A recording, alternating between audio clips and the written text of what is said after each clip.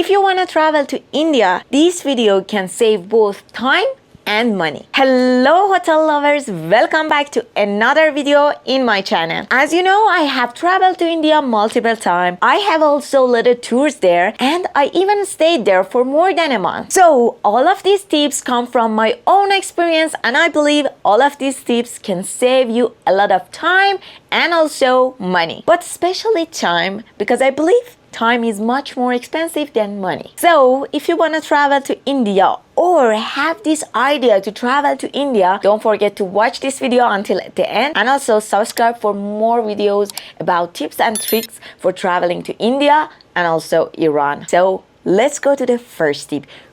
So one of the special and important tip is that download all important apps before arriving to India. Here are some of the important apps that I highly recommend you to download it. It is super useful and help you a lot. Many of these apps are highly recommended by locals and as you know, locals are lifesavers. One important thing to know is that for many of these apps, you will need an Indian SIM card. I highly recommend you to buy one at the airport. Some people told us to buy it outside the airport because it's cheaper, but it was more complicated and in some cases you have to pay much more money to save your time. So I highly recommend you to put a little bit time at the airport and try to take your SIM card there. In my opinion, one of the best SIM card companies is Airtel. Their tourist SIM card mostly work for 30 days, unlimited call and 1 gig internet per day. The first app is maps.me. The best thing about this app is that you can use it online and offline. And the best part is that you can use it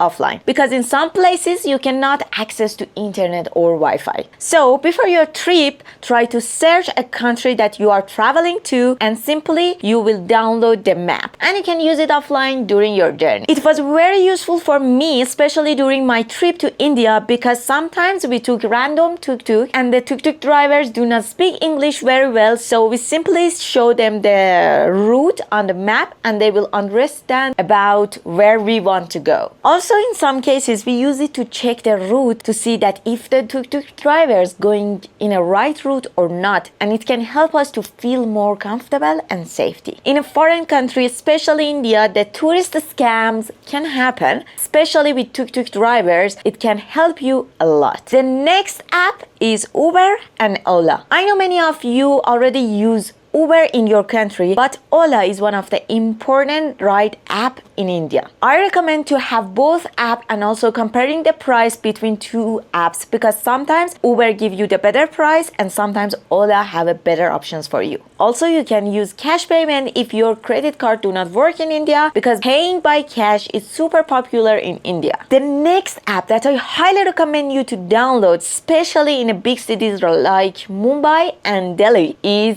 Rapido. Rapido offers car as well, so you can check its price with other apps like Uber and Ola, but through my experience, Rapido is the best for tuk-tuks. The tuk-tuk rates in this app are amazing and absolutely it's worth to book your tuk-tuk through this application, because it gives you the best price and you don't need to negotiate with the driver. The route is also tracked by the app, so if the driver chooses the wrong route, the support team may contact you to check if everything is okay with you or not. So by using this app, not only you can save money, but also you can feel safer during your journey. The next app that I highly recommend you, especially if you are a digital nomad, is Zomato. It includes restaurants, supermarkets, and many other services. You can order food or other items directly to your hotels or your room, and it works in major cities in India. It also helps you to find out the best restaurants through other people's rates and reviews. The next app, which is super useful, especially if you want to travel between cities, is Red Bus. On this app, you can check different buses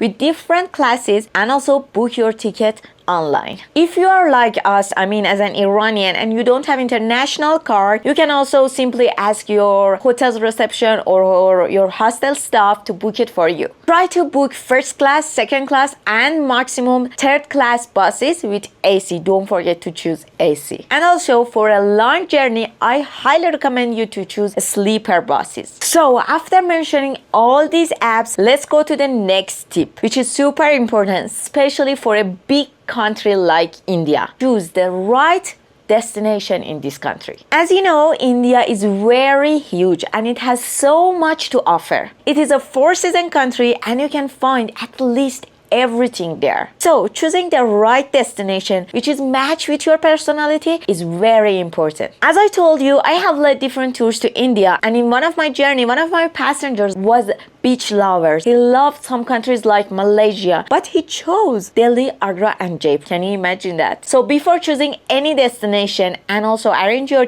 itinerary, make sure that you search a lot and also choose the destination which is super matched with your interests and your personality. So a quick guide: if you love history, food and shopping, try to choose Delhi, Agra and Jaipur. If you love shopping and beaches, try to choose Mumbai and Goa. And also if you are a nature lovers, you have to visit Kerala, which many people call it the paradise of India. The next important thing is about discounts. I love this part. You should know that negotiating, especially in local market, is part of their Indian culture. Even locals do it all the time. So usually you can start with the half of the first price or even less. As soon as the sellers understand that you are a traveler, they may give you some prices like 2 or 3 times much more than the real price. So smile, be friendly and make jokes and politely ask for less price. This is usually work with tuk-tuk drivers and local markets, especially in Delhi and Jaipur. But it's not works in brand stores because mostly their prices are fixed. Another important tip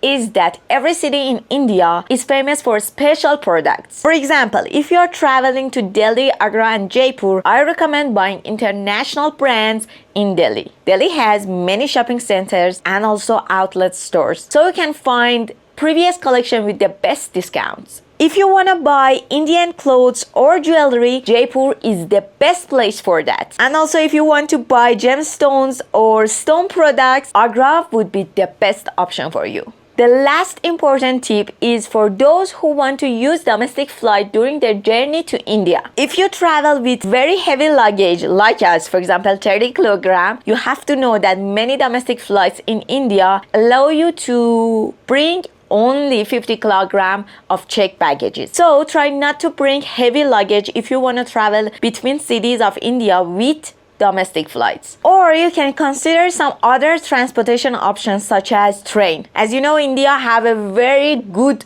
transportation, especially for trains, and you can find out very luxurious trains and also very budget travelers train, and you can choose whatever you want and travel easily with heavy luggage through trains. But let me give you a funny trick. Sometimes we travel with a maximum 50 kg suitcase and put some kind of extra things on our backpacks. So we keep our backpacks separate when we want to check in, and then we will bring our backpack so nobody understands that how heavy is our backpack. It worked for us many times in India, but I hope that the airline staff do not watch this video.